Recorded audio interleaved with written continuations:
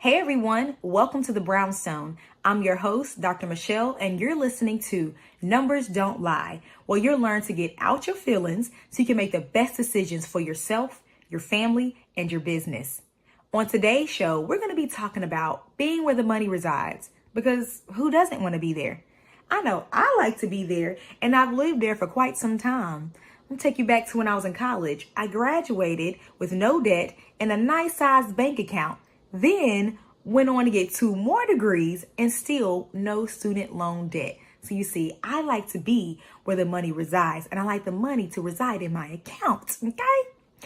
But today's show, you're going to be learning a lot about things like that.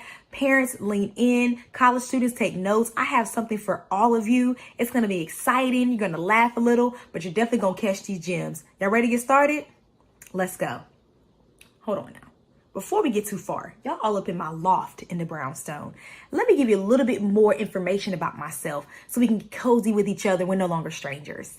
So again, my name is Dr. Michele. I'm a sister, a friend, an Aunt Shell. I love to sing and dance. And I'm also the CEO and Chief Data Scientist of Mogul Beginnings Data Consulting, where I help organizations find the right people and increase their revenue. Okay. We got that out the way. We know each other a little better. If we see each other on the street, say what's up. Now, let's get in. To today's show, we're going to be talking about being where the money resides. It's not just a cute phrase that, was popularized on social media. It's a real place, and I like to be there. I actually can't recall one time where I wasn't. I was actually in middle school, and there was a school dance coming up. Go with me. I'm going somewhere with this. And the school dances at school were the bomb, okay? They weren't just standing on the wall. We had some bumping music. We was on a dance floor with our friends, and we was dancing with boys. We weren't shy like that back then, but we just had a great time. The DJ was bumping. It was our history teacher. Now, he won't just some rinky-dink, DJ with a playlist. He actually was a real DJ outside of school, so he was the bomb, and I wanted to be up in there. But there was one problem. I didn't have no money to go. Like none. I don't know where my allowance went. It was all spent. I literally don't know. I'm like, we didn't go that many places to spend money. I don't know to this day. Doesn't matter. I didn't have the money. I couldn't go. And I couldn't ask my mom for money because she was going to say what she always says. Well, at least I think in my head she would say, where's your money? That's why you have an allowance. So I just went ahead and saved myself the embarrassment and the conversation and just played it cool. Like I didn't want to go. Like, oh, your sister going, it's cool. I'd rather be at home. I don't really want to go like that. We went to go drop her off. I'm acting still cool. Like, oh, have a good time. All the time in the inside, I'm like, I want to go up in there. But it's cool. I probably was wanting my mom to be like, you sure you don't want to go? Here's the money, go. But no, she drove us right back home. Right back to the house, y'all. So I did not go to that dance, but let me tell you this. That was the last student dance I missed, or the last school dance I missed, and that was the last time that I ran out of money. I didn't like the way it felt. The dance was only like $3, and I literally didn't have it. I didn't even have enough coins to scrounge up. I did not have it. I didn't like the way that felt. So I made up in my mind that I would much rather be where the money resides than on the backside of the mountain somewhere with nothing. I know I can get an amen on that, okay? So let's fast forward a little bit. Just all throughout my childhood, for the most part, middle school on through high school, I was very much aware of money. I was money conscious. It could have been because my mom, she was very organized with finances and she didn't hide that from us, or we didn't have a lot growing up. Combination of the two. Either way, I was just very aware that money was limited. Like I couldn't just get everything that I wanted. So when Christmas time came along, we didn't really ask for a lot. And we went to the store, we rarely asked for anything then. Come to think of it, it might have been more to do with us getting the talk in the car before we went into the store. Y'all know the talk I'm talking about. If you know it, say it with me. When we get into this store, don't touch nothing. Don't ask for nothing because you ain't getting nothing. I see we all grew up in the same house. It's all good. We're much better now. We evolved. We got our own money now. We can go to the store to get what we want. But going, preparing for college, my mom was very clear about this. She said, you're going to go where the money resides. Now, of course, she didn't use that language, but she pretty much said, you're going to go to the school that offers you the most money. I mean, straight like that. You're going to go to an in-state school just in case I need to foot the bill for anything. So she was like, y'all need to be applying for colleges and scholarships alike. Okay, the two go together. Get them grades, get them scholarships, and get into this school, and preferably with the least amount of money out of my pocket as possible. Cool, Mom. We can do this. So I got a partial scholarship to North Carolina Central University. Well, we are not any common, ordinary barnyard fowl. We fly high with the eagles because that's what we are. Shout out to all my North Carolina Central alum out there. Shout out to all the HBCU grads out there. What's up? It's all HBCU love. Now, let me take a moment to actually contrast this experience with a friend of mine. Same age, similar background. Her mom didn't make as much money either, but she overcompensated a lot. Simply put, she spoiled her daughter. That was just straight like that. But she also wanted to go to an HBCU, but she literally had no idea about money. It's like money. I don't know. I literally don't know. I didn't think like that. So I can't get into that brain, but she had no idea about money. She just spent it. That was it. She just spent it. So when it was time to go to college, you would think if you want to go to this competitive HBCU in Atlanta, that you would get the grades to make sure you get in and to get some scholarships because your mom don't have it like that. Well, while we were in high school, going to class was not a priority for her. So she barely got into the school with no scholarships. So she ended up going to a different school, racked up a whole bunch of student loans, and ended up walking away later with no degree. Still have student loans, but no degree. And I know that's a reality for a lot of people out there, and it's no shame. But as you listen to today's episode, you're going to really get into your mind about what I'm talking about and making decisions that are best for yourself, your family, and your business. Remember, we're getting out of our feelings right now. Okay. So if I offended you, I'm sorry, but it's for your good. It's for your good. Alrighty. So let's get back into it. Back then, I planned on being a teacher, and I did teach for a little bit. I planned on being a high school math teacher. So it really didn't make sense for me to go to a very expensive school anyway. Like the likelihood that I was going to be able to pay back the student loans if I had to get them at an expensive school, an Ivy League school, because I had the grades to get in, the likelihood that I could pay them back within 5 years, 10 years maybe, was very low. Like teachers in North Carolina don't make that much. Teachers in South Carolina don't make that much. I mean, teachers in general don't make that much money.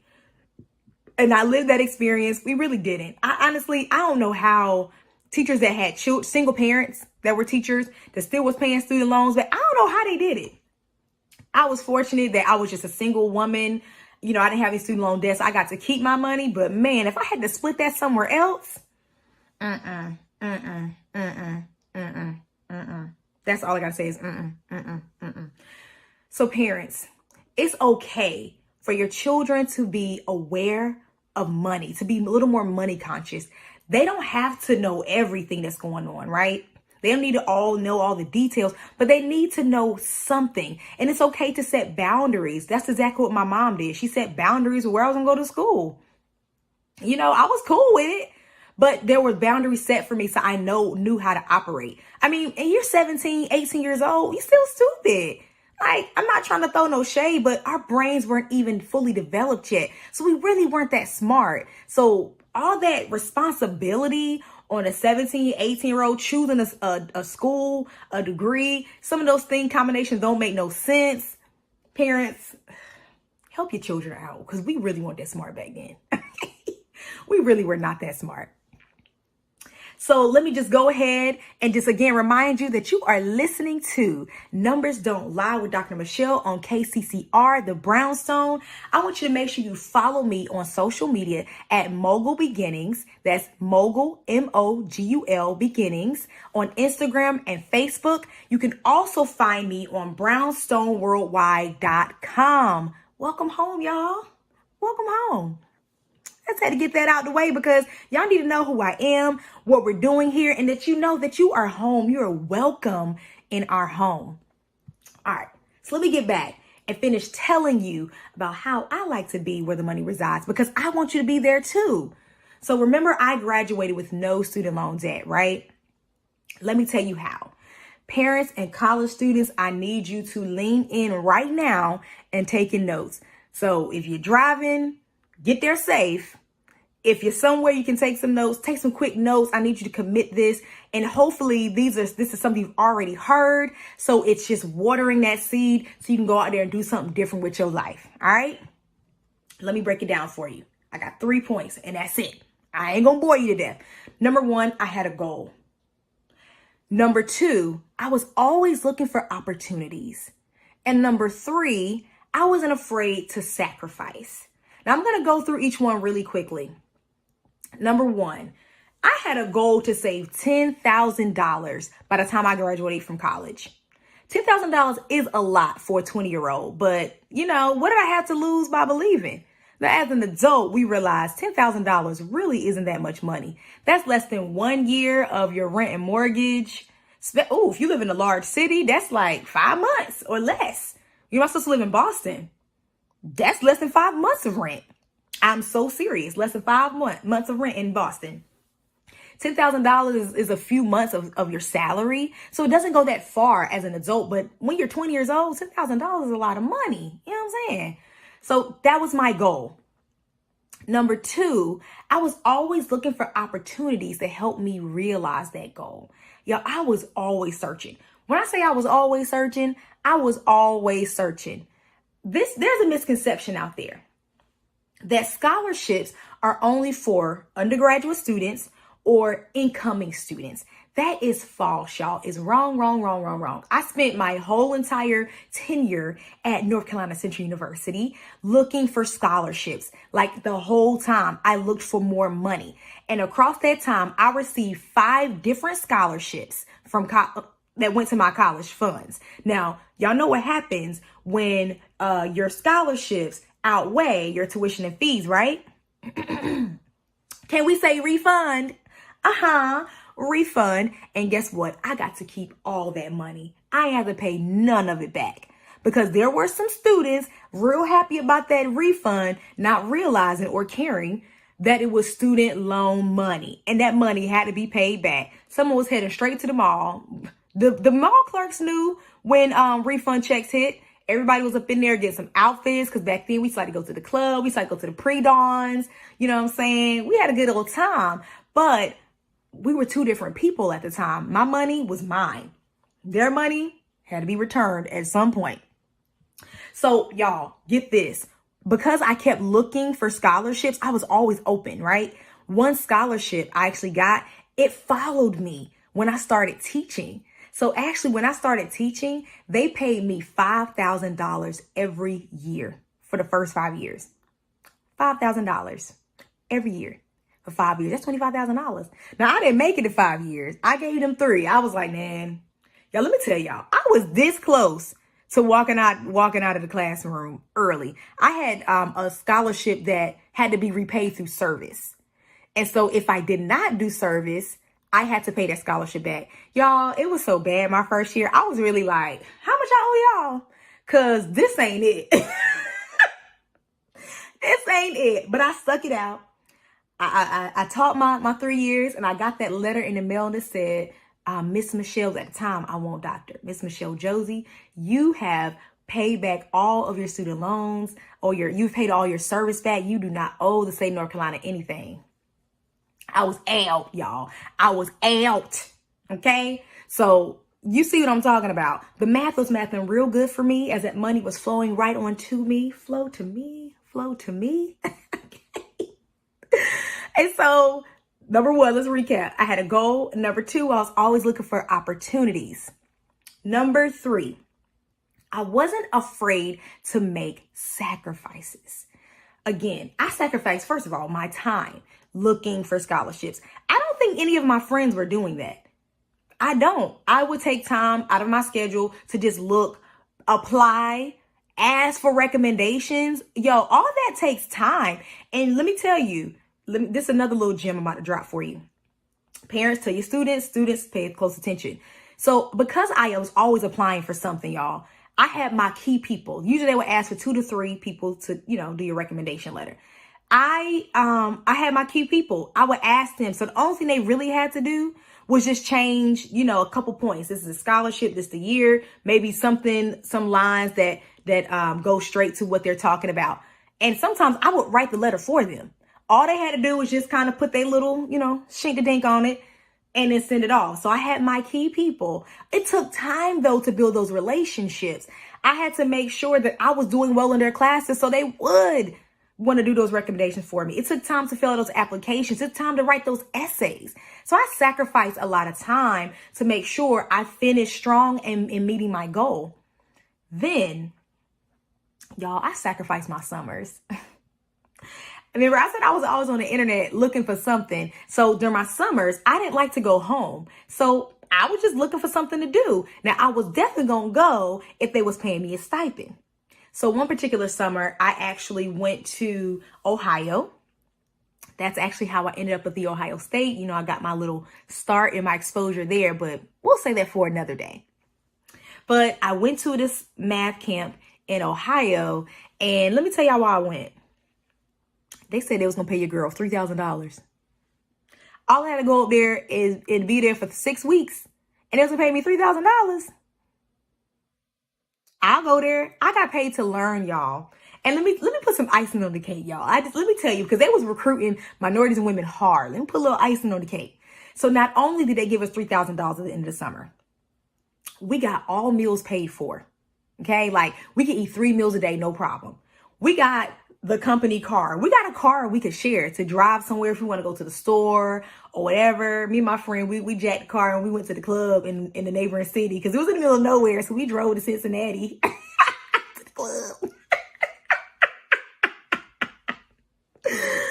I digress. I'm sorry, y'all. I hadn't thought about that in a while, but we had such great perks for being there. And then at the end of all that, I got to put that on my resume when it was time for me to apply for colleges. I got recruited for college, but y'all, I got paid to do all that and to get all that. So yes, I sacrificed my summer to go to math camp, but I got that money. Okay. And actually I kept doing that as a teacher. We got summers off. I wasn't really teaching summer school. That really wasn't my thing. I had enough during the August to June. So during the summers, we didn't have nothing to do. So again, I would find something to do and I would find opportunities. Your girl landed her a free trip to India. Did you heard me right? India, the country in Asia for free. Yes. Now, some of those other summer programs that I went to both in college and while I was teaching, they were always fun. It wasn't a vacation. It meant that I probably couldn't take a long vacation, but I was willing to sacrifice to meet my goal. Okay. And you remember I said I was money conscious because of my mom.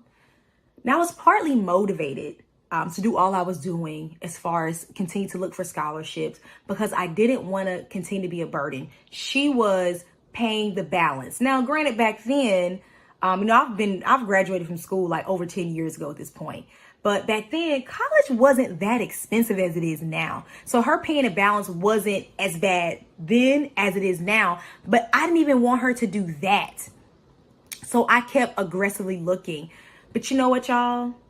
It actually paid off that I did that. It paid off that I was finding an abundance of scholarships that she didn't have to come out her pocket anymore. She didn't have to swipe her card. She didn't have to come to the school, nothing. Because it got to a point where she could no longer be in that headspace to be concerned about those things. My mom got really sick and she really couldn't just be herself the way she used to. So it worked out for so many reasons. Yes, I met my goal. But 2, I was able to, again, relieve some burden, some pressure, some worry off of my mom during that time. Keeping it locked to KCCR Radio. My station. The Brownstone Center. And don't forget, no matter where you go, there we are. Listen, I didn't always feel like doing the research. I didn't always feel like spending my summers learning. I wanted to be chilling like everybody else. I did, but I'm not like everybody else. My feelings were not going to help me reach my goals. And all that paid off All right, so this is what I mean about getting out of our feelings so we can make the best decisions for ourselves, our family, and our business. Because that really propelled me, y'all. Like, I have so much more to tell you. You're going to have to wait another few weeks to hear that. I got some guests coming up here. They're going to be dropping some gems about this. Y'all going to have to wait. But being like that, not being up in my feelings so early, I wasn't heartless, but not being up in my feelings so early, it really propelled me and my future. And I continue to do this both personally and professionally. I help nonprofits and small businesses strategize, optimize, and scale using the power of their data. It's really hard to make good decisions when you're emotional. We can't be Carl Thomason out here. Being emotional, you gotta let it go, y'all. That's true both our business life and personally. I'm sure, and let me know, okay? Let me know if I'm right. Hit the money. When you're emotional and your feelings about stuff, you tended to make a decision that you regretted later. Because it wasn't based on facts. It wasn't based on anything. You just, how you felt at the moment. Feelings come and go. Happiness comes and goes. Sadness comes and go. But to make a very large decision, that's what we do sometimes too. Making very large, critical decisions in those moments is so dangerous. So if you've taken nothing else from what I said today, I hope you've taken away that we're going to get out of our feelings so we can make better decisions. You don't have to be a robot, but I want us to make better decisions for ourselves, our family, and our business. So I want to thank you for hanging out with me today at the Brownstone. Remember, you can follow us on Facebook at Brownstone Worldwide, and you can visit us at brownstoneworldwide.com. I have some articles up there, and it's going on this subject just so you can get it in your brain that numbers don't lie, because they don't. Now, I'm going to be back every week with something so you can learn more about getting out of your feelings and make the best decisions. You can again follow me on social media at Mogul Beginnings. That's MOGUL, Mogul Beginnings on Instagram and Facebook, and also on brownstoneworldwide.com. I also have a live Q&A every Wednesday at 5. It's called Ask a Data Scientist. And you get to ask me questions that are related to business and data. And it's about how you can find your right people and increase your revenue. So what I need you to do now is head on over, right after the show is over, head over to my Instagram page to submit a question. It could be something as simple as, Dr. Michele, what is a data scientist and what they do? Especially if you have a business or a nonprofit. Go on over, go to my page, click the link in my bio, and ask a question, and I will answer it live. And you know what's even better? I would love if you tuned in on Wednesday and listen to me answer your question. Because I will, and I will tag you. And then if you follow me, I'm going to follow you back. So come on over to the Brownstone, come on over to Mogul Beginnings and follow us so we can stay in contact with each other. We friends now. You've been up in my loft. You up in my home. We here now. So again, thank you so much for spending time with me today, y'all. I really appreciate it. I am a teacher at heart. I love teaching. So I hope you learned yourself something today. If you did, tell a friend, tell a friend, tell a friend, tell a friend. Share this with someone so they can also get into their brains that numbers don't lie and that we getting out our feelings so we can make the best decisions for ourselves, our family, and our business. Until next time, I'm Dr. Michele. Bye, y'all. Mogul Beginnings Data Consulting helps nonprofits and small businesses strategize, optimize, and scale by unleashing the power of their data. So if you're ready for your data to be unleashed to help your business tell beautiful stories, connect today by logging on to mogulbeginnings.com.